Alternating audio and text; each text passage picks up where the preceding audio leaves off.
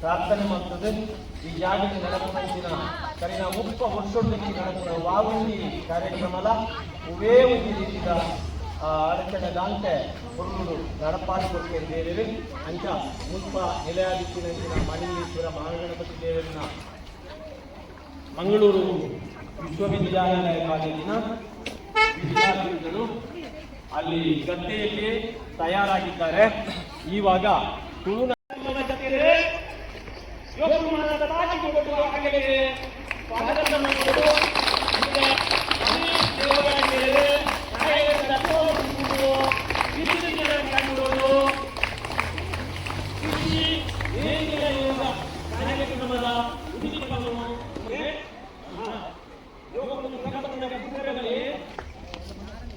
ಊರಿ ಮಾಧ್ಯಮದ ಬಂಧುಗಳು ಸಹಕಾರವನ್ನು ನೀಡ್ತಾ ಇದ್ದಾರೆ. ಈ ಕಾರ್ಯಕ್ರಮ ಕೃಷಿ ಮೂಲದ ಕಾರ್ಯಕ್ರಮ. ನೇಗಿಲ ಯೋಗ ಮಣ್ಣಿನಿಂದ ಅನ್ನವನ್ನು ತೆಗೆಯುವಂತಹ ಮಾಂತ್ರಿಕ ಶಕ್ತಿಯನ್ನ ಅಲ್ಲಿ ನೆಲೆ ಮಾಡಿದ್ದಾರೆ. ನಿಧಾನವಾಗಿ ಬನ್ನಿ, ಮುಂದೆ ಮುಂದೆ ಬನ್ನಿ. ಓಕೆ. ವಸಂತಿ ದೇವಾಡಿಗರ ನೇತೃತ್ವದಲ್ಲಿ ಇವಾಗ ಮಕ್ಕಳು ಹುಲ್ಲು ತೆಗೆದರು.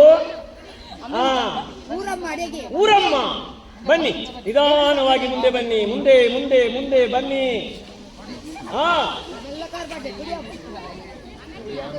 ಮಲ್ಲೆ ಚೌದಾಲ ಪಡಿ ಮಲ್ಪಡೆ ಮೆಲ್ಲ ದುಂಬಲೆ ಮಗ, ಮೆಲ್ಲ ದುಂಬಲೆ, ಮೆಲ್ಲ ದುಂಬಲೆ. ಇತ್ತೆ ನಿಖಲು ನೀವು ಮುಂದೆ ಬಂದ ನಂತರ ಅಲ್ಲಿ 5 ಜನ ನಮ್ಮ ಊರಿನ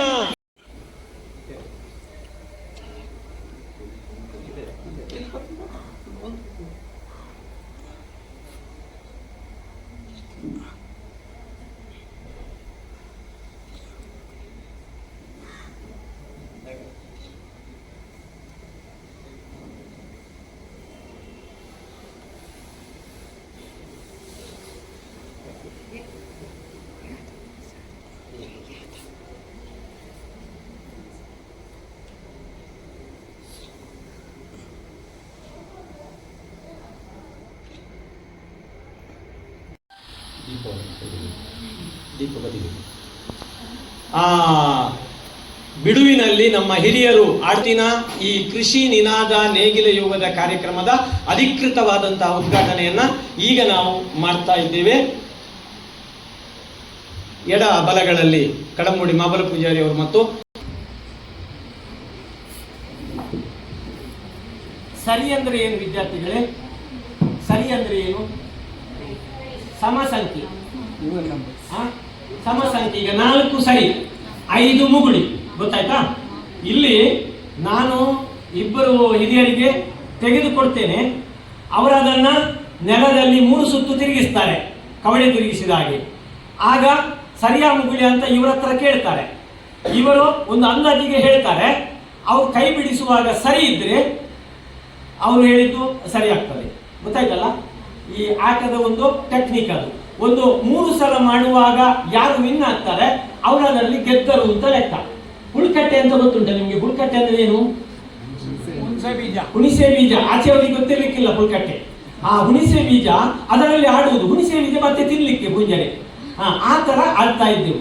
ಈಗ ನಿಮ್ಗೆ ಹುಣಿಸೆ ಬೀಜ ಆಗಿದೆ. ನಾನೀಗ ಎಣಿಸಲಿಲ್ಲ. ಮೊದಲು ನಮ್ಮ ಹಿರಿಯರಾದಂತಹ ಮಾಬಲ ಪೂಜಾರಿ ಅವರ ಕೈಯಲ್ಲಿ ಕೊಡ್ತೇನೆ, ಬಲ ಕೈಯಲ್ಲಿ ಕೊಡ್ತೇನೆ. ಅವರು ಅದನ್ನ 3 ಸುತ್ತು ತಿರುಗಿಸ್ತಾರೆ. ಆ ನಂತರ ಯಾದವರಲ್ಲಿ ಕೇಳ್ತಾರೆ ಸರಿಯಾ ಮುಗುಳ್ಯ, ಸರಿಯಾ ಮುಗುಳ್ಯ, ಮುಗುಳಿ ಅಂತ ಯಾದವರು ಹೇಳಿದ್ರು. ಮುಗುಳಿ ಅಂತ ಹೇಳಿದ್ರು. ನಾನು ಕೆಳಗೆ ಹಾಕ್ತೇನೆ. 2, 3, 4, 5, 6, 7, 8, 9, 10, 11, 12, 13 ಯಾದವರು ಗೆದ್ರು. ಇನ್ನೊಂದು ರೌಂಡು ಯಾದವರು ಮಾಡ್ತಾರೆ. ಸರಿಯಾ ಮುಗುಳ್ಯ, ಸರಿಯಾ ಮುಗುಳ್ಯ, ಸರಿಯಾ ಮುಗುಳ್ಯ, ಸರಿಯಾ ಮುಗುಳ್ಯ, ಸರಿ ಅಂತ ಹೇಳಿದ್ರು. ಈಗ ಎಣಿಸುವ. ಇಲ್ಲಿಗೆ ಇಬ್ಬರು ಕೂಡ ಗೆದ್ರೆ ಇಲ್ಲಿಗೆ ಆಟ ಮುಗೀತದೆ, ಟೈ ಆಗ್ತದೆ. ಟೈ ಅಲ್ಲ, ಟೈ. 3, 4, 5, 6, 7, 8, 9, 10, 11, 12, 13, 14, 17, 16. ಸರಿ, ಅಲ್ಲಿಗೆ ಆಟವನ್ನು ನಿಲ್ಲಿಸುವ ನಾವು. ನಿಮ್ಗೀಗ ಹೇಗೆ ಅವರು ಟೈಮ್ ಪಾಸ್ ಮಾಡ್ತಾ ಇದ್ರು ನಮ್ಮ ಮೊದಲಿನ ಹಿರಿಯರು ಗೊತ್ತಲ್ಲ. ನಿಮ್ಮ ಹಾಗೆ ಮೊಬೈಲ್ ನೋಡಿ ಟೈಮ್ ಪಾಸ್ ಮಾಡುವುದಲ್ಲ, ಕ್ರೈಮ್ ಡೈರಿ ನೋಡಿ ಟೈಮ್ ಪಾಸ್ ಮಾಡುವುದಲ್ಲ, ಈಗ ಮಲಗಿಕೊಂಡು ಹಚ್ಚಡ ಹೊದ್ದುಕೊಂಡು ಅದರ ಒಳಗಡೆಯಿಂದ ನೋಡುವುದಲ್ಲ, ಟೈಮ್ ಹಾಳು ಮಾಡುವುದಲ್ಲ, ತಲೆ ಹಾಳು ಮಾಡಿಕೊಳ್ಳುವುದಲ್ಲ. ಅವರು ಈ ತರ ಆಡಿ ಅವರು ಸಮಯವನ್ನು ಕಳೆಯುತ್ತಾ ಇದ್ರು. ಮಕ್ಕಳೇ, ಇಬ್ಬರಿಗೂ ಕೂಡ ಅಭಿನಂದನೆಗಳು. ಕಡಂಗುಡಿ ಮಾಬಲ ಪೂಜಾರಿ ಅವರು ಗೆದ್ದರು, ಯಾದವಣ್ಣನು ಗೆದ್ದರು. ಸರಿ, ಕೃಷಿ ಇತ್ತು, ಎಷ್ಟು ಗದ್ದೆ ಇತ್ತು, ಎಷ್ಟು ಹೊಲ ಇತ್ತು ಅನ್ನೋದು ಮತ್ತೆ ನಮಗೆ ಪ್ರಶ್ನೆ ಬರ್ತದೆ. ಏನೇ ಇರಲಿ, ನಾನು ನಾರಾಯಣ ಗುರುಗಳ ಚಿಂತನೆಯನ್ನು ಒಪ್ಪಿಕೊಂಡವನು. ನನ್ನ ಹೆಸರು ನಾರಾಯಣನೇ. ನನ್ನ ಮೊಮ್ಮಗನಿಗೆ ಕೂಡ ಅವರ ಪೆಟ್ ನೇಮ್ ನಾಣು ಅಂತ ಹೆಸರಿಟ್ಟಿದೆ. ಹಾಗಾಗಿ ನಾನು ಅವರ ಆಯುರ್ವೇದ ವೈದ್ಯ. ನಾರಾಯಣ ಗುರುಗಳ ಇಡೀ ಕುಟುಂಬ ಸಂಸ್ಕೃತ, ಆಯುರ್ವೇದ ಹಾಗೂ ಆ ಈಳವ ಸಮಾಜದ ಮೂಲ ವೃತ್ತಿಯನ್ನು, ಕೃಷಿಯನ್ನು ಅವಲಂಬಿಸಿಕೊಂಡಿರುವಂತಹ ಒಂದು ಕುಟುಂಬ. ಪ್ರಾಯಶಃ ನೀವೆಲ್ಲ ಕೇಳಿರಬೇಕು, ಮಹಾಭಾರತ ಸೀರಿಯಲನ್ನೇ ಒಂದು ಶ್ಲೋಕ ಬರ್ತದೆ, ಯದಾ ಯದಾ ಹಿ ಧರ್ಮಸ್ಯ ಗ್ಲಾನಿರ್ಭವತಿ ಭಾರತಃ ಅಭ್ಯುತ್ಥಾನಂ ಧರ್ಮಸ್ಯ ತದಾತ್ಮಾನಾಂ ಸೃಜಾಮ್ಯಹಂ ಪರಿತ್ರಾಣಾಯ ಸಾಧೂನಾಂ ವಿನಾಶಾಯ ಚ ದುಷ್ಕೃತಾಂ. ಯಾವಾಗ ಧರ್ಮ ತನ್ನ ದಾರಿಯನ್ನು ತಪ್ತದೋ, ಅದು ದೇವರಾಗಿಯೋ, ಮನುಷ್ಯನಾಗಿಯೋ, ಮಹಾತ್ಮನಾಗಿಯೋ, ಸಂತನಾಗಿಯೋ ಬರ್ಬೋದು. ಅಂತಹ ನಮ್ಮ ದಕ್ಷಿಣ ಭಾರತದಲ್ಲಿ, ಈ ಭಾಗದಲ್ಲಿ ಸಾಕಷ್ಟು ಮಂದಿ ಅಂತಹ ಸಂತರು ಬಂದಿದ್ದಾರೆ. ಕಾಲಡಿಯಲ್ಲಿ ಹುಟ್ಟಿದಂತಹ ಆದಿಶಂಕರಾಚಾರ್ಯರು, ಅರುಣಾಚಲದಲ್ಲಿದ್ದಂತಹ ರಮಣ ಮಹರ್ಷಿಗಳು, ಕಾಂಜನ್ಗಾಡಲ್ಲಿ ಹುಟ್ಟಿದಂತಹ ನಿತ್ಯಾನಂದ ಸ್ವಾಮಿಗಳು, ಈ ಸಾಲಿನಲ್ಲಿ ಮತ್ತೆ ಹುಟ್ಟಿ ಬಂದವರು ನಾರಾಯಣ ಗುರುಗಳು. ಇದೇ ತಿಂಗಳ ನಾಳ್ದು 26ನೇ ಆಗಸ್ಟ್ ತಿಂಗಳು 1856ನೇ ಇಸ್ವಿಯಲ್ಲಿ ಕೇರಳದ ಒಂದು ಪುಟ್ಟ ಹಳ್ಳಿ ತಿರುವನಂತಪುರದ ಚೆಂಬಳತ್ತಿ ಎನ್ನುವಂಥ ಹಳ್ಳಿಯಲ್ಲಿ ಮಧ್ಯಮ ವರ್ಗದ ಒಂದು ಕುಟುಂಬದಲ್ಲಿ ಹುಟ್ಟಿ ಬಂದವರು. ಪ್ರಕೃತಿ ಸೌಂದರ್ಯದ ನಡುವೆ ಇದ್ದಂತಹ ಒಂದು ಹುಲ್ಲು ಚಾವಣಿಯ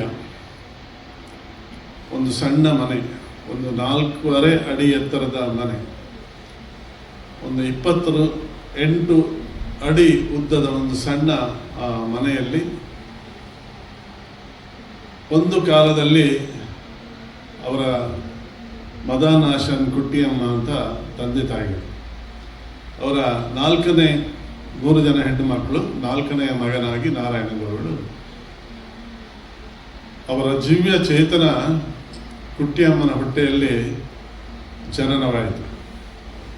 ಇಲ್ಲಿ ಎಲ್ಲ ಬಹಳ ಆಧ್ಯಾತ್ಮ ಚಿಂತನೆ. ಎಲ್ಲಿವರೆಗೆ ಅಂದರೆ, ಅವರು ಹುಟ್ಟಿದಾಗಲೇ ನಾವು ಸಾಮಾನ್ಯವಾಗಿ ಮಗು ಹುಟ್ಟಿದ ತಕ್ಷಣ ಅಳುತ್ತದೆ. ಈ ಮಗು ಅಳ್ಳೇ ಇಲ್ಲ. ಬಹಳ ಗಂಭೀರವಾಗಿರತಕ್ಕಂಥ ಅಂತರ್ಮುಖಿಯಾದಂತಹ ಒಂದು ಚೇತನ ಎಲ್ಲಿಗೂ ಆಶ್ಚರ್ಯವನ್ನು ಉಂಟು ಮಾಡಿದೆ. ಯಾವುದೋ ಒಂದು ದಿವ್ಯ ಚೇತನ ಇರಬೇಕು ಅಂತ ಹೇಳಿ ಅವರ ಹುಟ್ಟಿನಿಂದಲೇ ಅದರ ನಿರ್ಧಾರ ಆಯಿತು.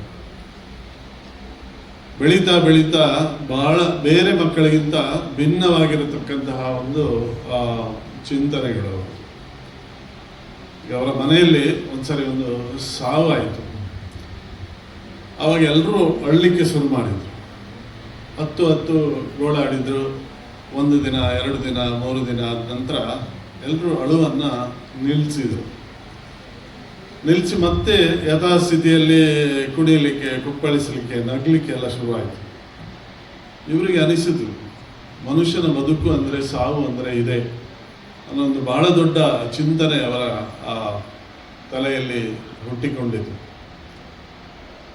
ಅಲ್ಲಿರುವಂತಹ ಸಮಾಜದ ಶೋಷಣೆ, ನಮ್ಮಲ್ಲಿ ವಿಶೇಷವಾಗಿ ಅಸ್ಪೃಶ್ಯತೆಯನ್ನು, ಒಬ್ಬರನ್ನೊಬ್ಬರು ಮುಟ್ಟಬಾರ್ದು, ನೀರು ಕೊಡಬಾರ್ದು, ದೇವಸ್ಥಾನಕ್ಕೆ ಒಳಗೆ ಬಿಡಬಾರ್ದು, ಕೆಟ್ಟ ಆಚರಣೆಗಳು ಕೇರಳದಲ್ಲಿ ಇನ್ನಷ್ಟು ಇದ್ದು, ಅದಕ್ಕೆ ಅವರಿಗೆ ಆ ಮನಸ್ಸಿನ ನೋವು, ಈ ಸಮಾಜವನ್ನು ಸುಧಾರಿಸಬೇಕು, ಒಬ್ಬ ಸುಧಾರಕನಾಗಿ ಬರಬೇಕು ಅನ್ನುವಂಥ ಒಂದು ಚಿಂತನೆಯೊಂದಿಗೆ ಬೆಳೆದು ನಿಂತವರು ನಾರಾಯಣ ಗುರುಗಳು.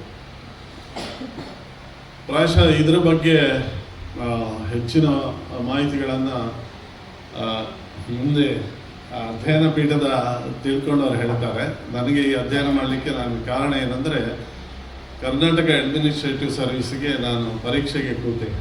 ನೀವೆಲ್ಲರೂ ಕೂತ್ಕೊಳ್ಬೇಕು, ನಾಳೆ KS IAS ಆಗಬೇಕು. ನಾನು ನನ್ನ ಪೋಸ್ಟ್ ಗ್ರಾಜುಯೇಷನ್ ಮಾಡುವಾಗ ಅದು ಕೂತ್ಕೊಳ್ಬೇಕಾದ್ರೆ ಒಂದು ಜನರಲ್ ನಾಲೆಜ್ ಅಂತ ಒಂದು ಸಬ್ಜೆಕ್ಟ್ ಇದೆ. ಅದರಲ್ಲಿ ಇದನ್ನೆಲ್ಲ ಅಧ್ಯಯನ ಮಾಡಬೇಕು, ಸಾಧು ಸಂತರ ಬಗ್ಗೆ, ಇದ್ರ ಬಗ್ಗೆ ಎಲ್ಲ ಅಧ್ಯಯನ ಮಾಡುವಾಗ ನನಗೆ ಸಿಕ್ಕಿದ್ದು ನಾರಾಯಣ ಗುರುಗಳ ಕೃತಿ. ಇದನ್ನು ನೋಡ್ತಾ ನನಗೆ ಬಹಳ ಆಶ್ಚರ್ಯ ಆಯಿತು. ಇಷ್ಟು ದೊಡ್ಡ ತುಂಬ ಸಾಧು ಸನ್ಯಾಸರು ಬಂದಿದ್ದಾರೆ. ಈ ಇವರು ಮಾಡಿದ ಕೃಷಿ ಏನು ಅಂತ ಕೇಳಿದರೆ, ಅವರಿಗೆ ಕೃಷಿ ಇತ್ತು, ಅವರು ಕೃಷಿ ಕುಟುಂಬವೇ. ಅವರು ಗದ್ದೆಯನ್ನು ಉಳ್ತಾ ಇರುವಾಗ ಮಾವ ಎಲ್ಲಿಯಾದರೂ ಎತ್ತುಗಳನ್ನು ಅವರು ಕೈ ಕೊಟ್ಟರೆ ಇವರು ಅವರಿಗೆ ಎತ್ತಿಗೆ ಹೊಡೆಯುವುದಿಲ್ಲ, ಪ್ರಾಣಿ ಹಿಂಸೆ ಮಾಡಬಾರದು ಅಂತ ಅವರದು ಮನಸ್ಸು. ಎತ್ತು ಹೋದಲ್ಲಿ ಇವರು ಹೋಗುದು. ಮಾವ ಬೈತಾ ಇದ್ರು, ಏನಿದು ನೀನು ಏನು ಉಳ್ತೀಯ ಅಂತ. ಇವರು ಹೇಳೋದು, ನಾನು ಪ್ರಾಣಿ ಹಿಂಸೆಯನ್ನು ಮಾಡಬಾರದು ಅನ್ನುವ ಚಿಂತನೆಯೊಂದಿಗೆ ಕೃಷಿಯನ್ನು ಕೂಡ ತಿಳ್ಕೊಂಡವರು. ಆದರೆ ವಿಶೇಷವಾಗಿ ಅವರು ಅಧ್ಯಯನ ಮಾಡಿದ್ದು ಸಂಸ್ಕೃತ, ಆಯುರ್ವೇದ ಹಾಗೂ ಜ್ಯೋತಿಷ್ಯವನ್ನು ಅಧ್ಯಯನ ಮಾಡಿ ಒಂಥರ ಆ ಮರತ್ತ ಮಲೆಯಲ್ಲಿ ಹೋಗಿ ತನ್ನ ತಪಸ್ಸನ್ನು ಮಾಡಿ ಬಹಳಷ್ಟು ವರ್ಷಗಳ ಕಾಲ ಆ ಜೀಶಕ್ತಿಯನ್ನು ಬೆಳೆಸಿಕೊಂಡು ಒಬ್ಬ ಯೋಗಿಯಾಗಿ ಹೊರಗೆ ಬಂದರು. ಅದು ಬಹಳ ದೊಡ್ಡ ಕಥೆ ಇದೆ. ಪ್ರಾಯಶಃ ಇಲ್ಲಿ ನಮಗೆ ಬೇಕಾದದ್ದು ಈ ಆಧುನಿಕ ಕಾಲಘಟ್ಟದಲ್ಲಿ ಅವ್ರದ್ದು ಚಿಂತನೆ ಏನಂದರೆ, ಒಂದೇ ಜಾತಿ, ಒಂದೇ ಮತ, ಒಂದೇ ದೇವರು ಅನ್ನುವಂಥದ್ದು. ಈ ಜಾತಿ ವ್ಯವಸ್ಥೆಯನ್ನು ಅವರು ವಿರೋಧಿಸ್ತವರು. ನಾವು ಭಗವದ್ಗೀತೆಯನ್ನು ನೋಡಿದರೆ ಜಾತಿ ಅಂದರೆ ಏನು ಅಂದರೆ, ಹುಟ್ಟುವಾಗ ಒಂದು ಥರದ ಗುರುತಿಸಿ, ಹುಟ್ಟಿದ ಮೇಲೆ ಆ ಗುರುತಿಸಿಕೆ ಆಗೋದು. ಜನ್ಮನೇ ಜಾಯತೆ ಜಂತು, ಕರ್ಮಣೇ ಜಾಯತೆ ದ್ವಿಷಃ. ಹುಟ್ಟುವಾಗ ಒಂದು ಜಂತುವಾಗಿ, ಒಂದು ಪ್ರಾಣಿಯಾಗಿ ಹುಟ್ಟುತ್ತಾನೆ. ಆದರೆ ಬೆಳೀತಾ ಬೆಳೀತಾ ಕರ್ಮಣೇ ಜಾಯತೆ ದ್ವಿಷಃ, ಅವನ ಕರ್ಮದಿಂದ ಅವನ ಜಾತಿಯ ನಿರ್ಧಾರ ಆಗ್ತದೆ. ಉದಾಹರಣೆಗೆ ನಾವೊಂದು ಸಮಾಜದಲ್ಲಿರುವಂಥ 100 ಜನರನ್ನು ತಗೊಂಡ್ರೆ ಅದರಲ್ಲಿ ಹೆಚ್ಚು ಜ್ಞಾನವನ್ನು ಸಂಪಾದಿಸಿ ಇನ್ನವರಿಗೆ ಉಪದೇಶ ಮಾಡುವಂಥ ಶಕ್ತಿಯುಳ್ಳವರನ್ನು 25 ಜನರನ್ನು ನಾವು ಹಿಡ್ಕೊಂಡ್ರೆ, ನಮಗೆ ಸಮಾಜಕ್ಕೆ ಬರುವ ತೊಂದರೆಗಳನ್ನು, ಕಂಟಕಗಳನ್ನು, ಅದನ್ನು ನಿವಾರಣೆ ಮಾಡಲಿಕ್ಕೆ ದೇಹದಾಢ್ಯತೆಯನ್ನು ಅವಾಗ ಹೇಳಿದರು, ಸೈನ್ಯಕ್ಕೆ ಹೋಗಿ ಸೈನಿಕರಾಗಿ, ಜವಾನರಾಗಿ ಅಂತ ಹೇಳಿದರೆ, ಅಂತಹ 25 ಜನರನ್ನು, ಸುದೃಢವಾಗಿರ್ತಂತಹ ದೇಹವುಳ್ಳವರನ್ನು ಒಂದು ಕಡೆ ಇಟ್ಟು ನಮಗೆ ಬೇಕಾದ ವಸ್ತುಗಳನ್ನು ಒಂದು ಕಡೆಯಿಂದ ಇನ್ನೊಂದು ಕಡೆಗೆ ಕೊಡುವಂಥದ್ದು, ಕೊಟ್ಟುಕೊಳ್ಳುವಂಥ, ಮೊದಲು ಬಾರ್ಟರ್ ಸಿಸ್ಟಮ್ ಅಂತ ಇತ್ತು. ಇಲ್ಲಿ ಅಕ್ಕಿ ಬೆಳೆದರೆ ಇನ್ನೊಂದು ಕಡೆಗೆ ಇನ್ನೊಂದು ಧಾನ್ಯವನ್ನು ಅಲ್ಲಿಂದ ಇಲ್ಲಿ ತರುವುದು. ಈ ನಾಣ್ಯದ ಚಲಾವಣೆ ಆಗ ಇಲ್ಲದ ಕಾಲದಲ್ಲಿ ಬಾರ್ಟರ್ ಸಿಸ್ಟಮ್ಗೆ ಅದಕ್ಕೆ ಒಂದು 25 ಜನರನ್ನ ಇಟ್ಟು, ಇವರಿಗೆಲ್ಲ ಸಹಾಯ ಮಾಡಬೇಕಾದ್ರೆ ಇನ್ನೊಂದು 25 ಜನರನ್ನ ವರ್ಗೀಕರಣ ಬಂದು ಅದಕ್ಕೆ ವರ್ಣ ಅಂತ ಹೇಳಿದರು. ಮೊದಲನ 25 ಜನರನ್ನ ಬ್ರಾಹ್ಮಣರು ಅಂತ ಹೇಳಿದರು. ಬ್ರಾಹ್ಮಣ ಬ್ರಹ್ಮಕರ್ಮ ಸಮಾಧಿನ, ಯಾರಿಗೆ ಜ್ಞಾನ ಉಂಟು ಅವನು ಬ್ರಾಹ್ಮಣ, ಅವನ ಜಾತಿಯಿಂದ ಬ್ರಾಹ್ಮಣನಾಗುವುದಿಲ್ಲ, ಹುಟ್ಟಿದ ನಂತರ ಅವನ ಅರ್ಹತೆಯ ಮೇಲೆ ಅವನು ಬ್ರಾಹ್ಮಣನಾಗುತ್ತಾನೆ. ಹಾಗೆ ಆ 25 ಜನ ದೇಹ ದಾಡಿಯನ್ನು ಉಳಿದವರಿಗೆ ರಕ್ಷಣೆ ಕೊಡುವಂಥವರು ಅವರು ಕ್ಷತ್ರಿಯರಾದರು. ಇಲ್ಲಿಂದ ಆ ಬಾರ್ಟರ್ ಸಿಸ್ಟಮನ್ನು ಒಂದು ಕಡೆಯಿಂದ ಒಂದು ಕಡೆಗೆ ಬೇಕಾದ ವಸ್ತುಗಳನ್ನು ತಂದು ಮಾಡುವಂಥದ್ದು. ವಾಣಿಜ್ಯಂ ಕೃಷಿಂ ಗೋರಕ್ಷಣಂ ವೈಶ್ಯಸ್ಯ ಭಾವ ಅಂತ ಹೇಳಿ, ವೈಶ್ಯನ ಭಾವ. ಪರಿಚರ್ಯಂ ಶೂದ್ರಸ್ಯ, ಇವರಿಗೆಲ್ಲ ಸಹಕರಿಸಬೇಕಾದ್ರೆ ಇನ್ನಷ್ಟು ಜನ ಬೇಕು. ಈ ಜಾತಿಯ ಆ ನಿರ್ಮಾಣ ಆ ಥರ ಆಯಿತು. ಆದರೆ ದುರದೃಷ್ಟವಶಾತ್ ಕಾಲಕ್ರಮದಲ್ಲಿ ಅಸ್ಪೃಶ್ಯತೆ ಅನ್ನುವಂಥದ್ದು ಹುಟ್ಟಿದೆ. ನಾನು ಬ್ರಹ್ಮಕುಲ ಸಂಜಾತ, ನನಗೆ ಹುಟ್ಟಿದ ಮಗು ಕೂಡ ಅವನು ಅತಿ ಬುದ್ಧಿವಂತನಲ್ಲದಿದ್ದರೂ ಧೂರ್ತನಾದರೂ ಅವನನ್ನು ಬ್ರಾಹ್ಮಣನಂತಲೇ ನೀವು ಕನ್ಸಿಡರ್ ಮಾಡಬೇಕು ಅನ್ನುವಂಥ ಒತ್ತಡದಿಂದ ಈ ಜಾತಿ ವ್ಯವಸ್ಥೆ ನಿರ್ಮಾಣ ಆಯಿತು. ಇದನ್ನು ವಿರೋಧಿಸಿದವರು ನಾರಾಯಣ ಗುರುಗಳು. ಒಳ್ಳೆಯ ರೀತಿಯಲ್ಲಿ ಅದಕ್ಕೆ ಬೇಕಾದಂಥ ಪ್ರಿಪರೇಷನ್ ಮಾಡಿ ಒಳ್ಳೆಯ ರೀತಿಯ ಕಾರ್ಯಕ್ರಮಗಳನ್ನು ಪ್ರತಿ ಸಲ ನೀಡ್ತಾ ಇದ್ದಾರೆ. ಅದರಲ್ಲಿ ಕೂಡ ಇವತ್ತಿನ ಈ ಕಾರ್ಯಕ್ರಮ ನೋಡುವಾಗ ಅತ್ಯಂತ ಸಂತೋಷ ಆಗ್ತಾ ಇದೆ. ಬಹುಶಃ ಮಹಾಬಲ ಪೂಜಾರಿ ಅವರು ಕೂಡ ಅದನ್ನು ಒಪ್ಪಬಹುದು ಅಂತ ನಾನು ಕಾಣ್ತೇನೆ. ಯಾಕಂತ ಹೇಳಿದ್ರೆ ತುಂಬ ಹತ್ತಿರವಾದಂತಹ ಒಂದು ಸಂಬಂಧವನ್ನು ಇಡುವ ಹಾಗೆ ಒಂದು ಸ್ಟೇಜ್ ಕೂಡ ಆಗಿದೆ. ಯಾಕಂದ್ರೆ ಯಾವಾಗಲೂ ಇಲ್ಲಿ ಕಾರ್ಯಕ್ರಮ ಆದರೆ ಮಕ್ಕಳು ಅಲ್ಲಿ ಇಡ್ತಾರೆ. ಇದು ತುಂಬ ಹತ್ತಿರ, ಹೃದಯಕ್ಕೆ ಹತ್ತಿರವಾಗಿ ಇರುವಂತಹ ಒಂದು ಸನ್ನಿವೇಶ. ಅದೇ ಥರ ಶಿಸ್ತಿನ ಸಿಪಾಯಿಯ ಹಾಗಿರುವಂತಹ NCCಯ ಮಕ್ಕಳು ಕುಳಿತಿರುವ ರೀತಿ ಆಗಲೇ ಡಾಕ್ಟರ್ ಹೇಳಿದರು, ಡಾಕ್ಟರ್ YN ಶೆಟ್ಟಿ ಅವರು ಮಾತಾಡುವಾಗ ಹೇಳಿದರು, ಶಿಸ್ತಿನ ಸಿಪಾಯಿ ಹಾಗೆ ಕುಳಿತಿರುವಂತಹ ವಿದ್ಯಾರ್ಥಿಗಳು. ಅದೇ ರೀತಿ ಸಮಾಜದಲ್ಲಿ ಯಾವ ರೀತಿ ಗೌರವವನ್ನು ಪಡೆದು ಯಾವ ರೀತಿ ಸಮಾಜಕ್ಕೆ ತಮ್ಮನ್ನು ತಾವು ಅರ್ಪಿಸಿಕೊಂಡು ಅತ್ಯಂತ ಸಮರ್ಪಣಾ ಭಾವದಿಂದ ಕೆಲಸ ಮಾಡುತ್ತಿರುವಂತಹ ಎಲ್ಲ ಅತಿಥಿಗಳು, ಸಮಾಜಕ್ಕಾಗಿ ತಮ್ಮನ್ನು ತಾವು ತೊಡಗಿಸಿಕೊಂಡಿರುವಂತಹ ವ್ಯಕ್ತಿತ್ವಗಳು, ಅಂತ ಒಂದು ಈ ಕಾರ್ಯಕ್ರಮ ನಡೀತಾ ಇದೆ. ನಿಜವಾಗಿ ತುಂಬಾ ಖುಷಿ ಆಗ್ತಾ ಇದೆ. ಡಾಕ್ಟರ್ ಯಾವ ರೀತಿ ಮನುಷ್ಯ ಎಲ್ಲಿ ಹುಟ್ಟಿದ್ರೂ ನಾವೇ ಆದರೆ ಓದಿ ಅಲ್ಲಿಯೇ ಬಿಡ್ತೇವೆ, ಅದನ್ನು ಒಳಗೆ ಕೊಂಡೋಗುವುದಿಲ್ಲ. ನಾವು ಹುಟ್ಟುವ